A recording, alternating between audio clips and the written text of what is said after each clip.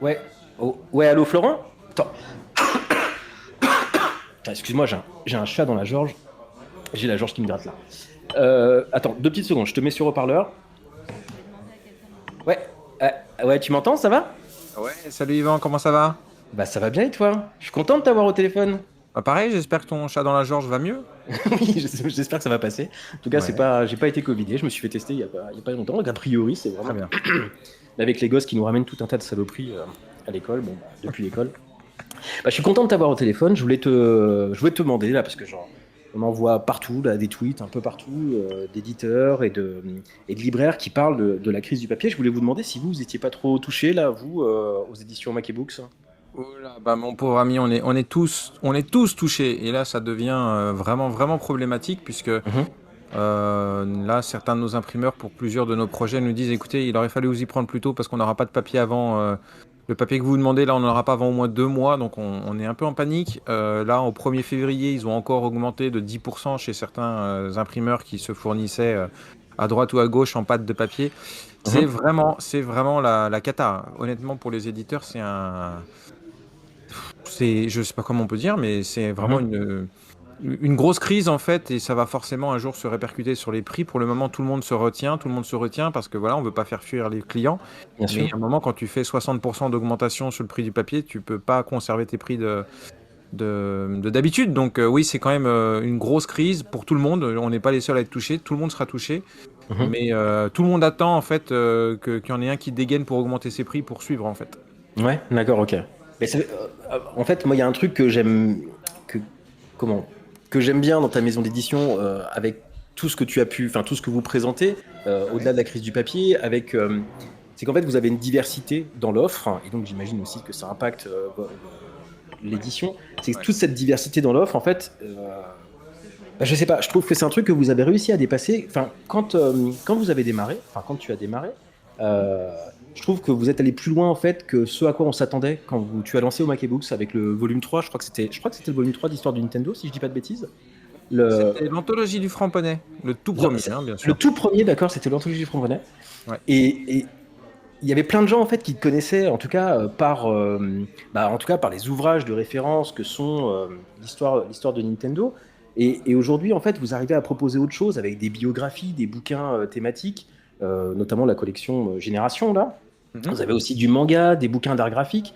Bah, tout ça, ça doit représenter un taf de malade, quoi, et notamment dans cette période particulière. Bah écoute, tu sais, que peu importe, le prix du papier influence assez peu finalement nos choix éditoriaux, hein. Nous, on continue Mhm. de publier des bouquins qui nous font avant tout plaisir. Et effectivement, comme tu le disais, bon, la richesse de d'Omake Books et ce qui fait aussi un peu sa faiblesse, c'est qu'on a une identité qui est assez diversifiée dans le sens où on a dès le départ touché à différentes thématiques. Alors il y avait les jeux vidéo, puisque ça c'était dans la continuité de ce que je faisais avec Pixel Love à l'époque. Mhm. Et puis ensuite, on a eu des thématiques plus tournées vers le Japon. On a développé ensuite une gamme manga et puis pop culture générale avec notamment du cinéma. Et Mhm. puis art graphique aussi exactement, avec des artistes comme Wakwak qui proposent des trucs vraiment super sympas, vraiment très originaux. Mhm. Bref, on s'est effectivement dès le départ très très diversifié. Pourquoi? Bah, parce qu'en réalité, euh, il s'avère que enfin, comment dire, mes concurrents, enfin, tu choisis le Ouais, terme que ouais. tu veux, on finit aussi par se diversifier pour une raison qui est simple, c'est que quand on a commencé Pixel Love en 2007, donc ça va bientôt faire 15 ans, Mhm. il n'y avait pas de littérature jeux vidéo, ça n'existait quasiment pas. Ouais. Et en réalité, à cette époque, on avait tous tellement soif de littérature, de découvrir, voilà, que les gens achetaient tout ce qui sortait. Donc il y Ouais. avait un bouquin tous les 3 mois qui sortait, et donc les gens l'achetaient. Et puis Mhm. au bout d'un moment, c'était un par mois, puis après deux par mois, puis après trois par mois, puis maintenant il y en a une dizaine par mois qui sort. Les gens peuvent pas tout acheter. Donc Mhm. la production de livres jeux vidéo a explosé. Mhm. On est un cas unique en France, hein, Ouais, ouais. à ce niveau-là. Les gens n'arrivent même plus à suivre.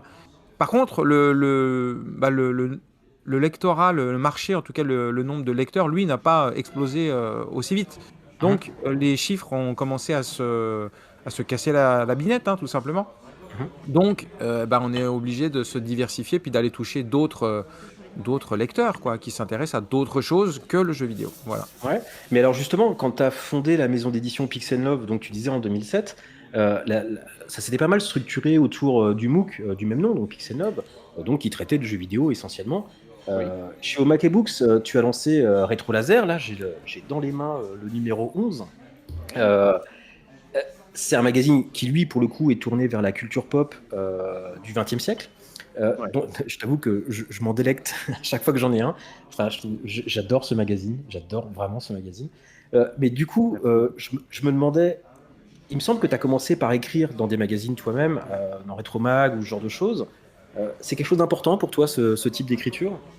Bah, c'est ultra important. Pourquoi? Parce qu'en réalité, bon, comme tu l'as dit déjà de plusieurs fois, on est une maison d'édition et par définition, une maison d'édition publie des livres. Ouais. Or, y a pas forcément tous les sujets qu'on a envie d'aborder ne peuvent pas tenir sur 300 pages. C'est pas possible.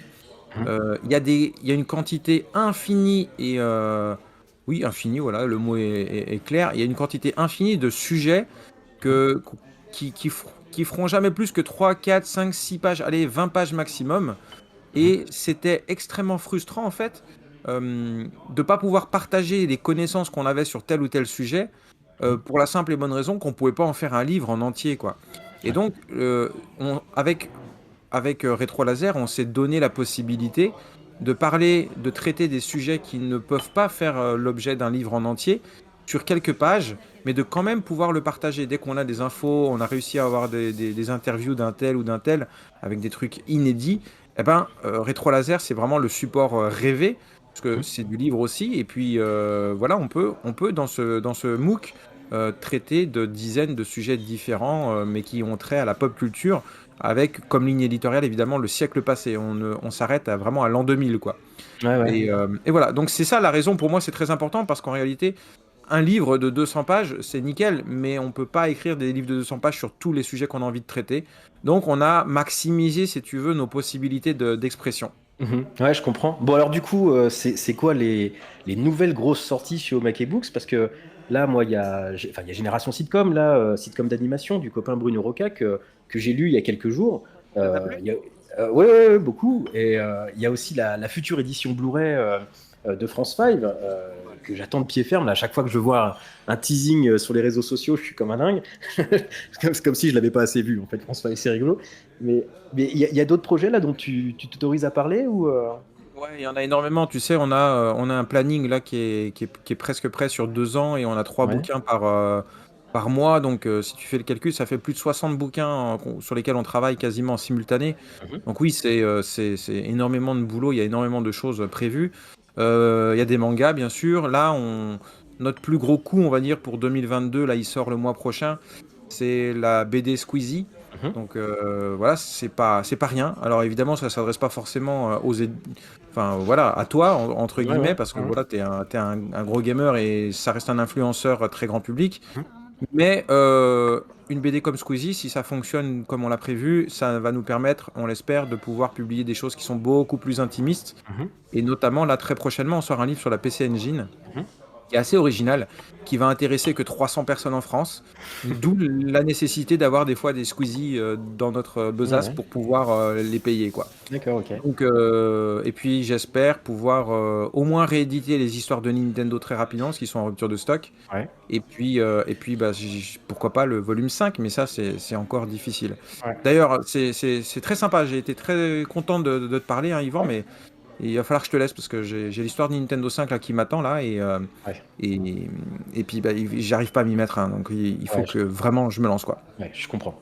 Bon, bah écoute, on se rappelle plus tard alors. Ouais. Allez, ça marche. Bisous, salut. Bisous!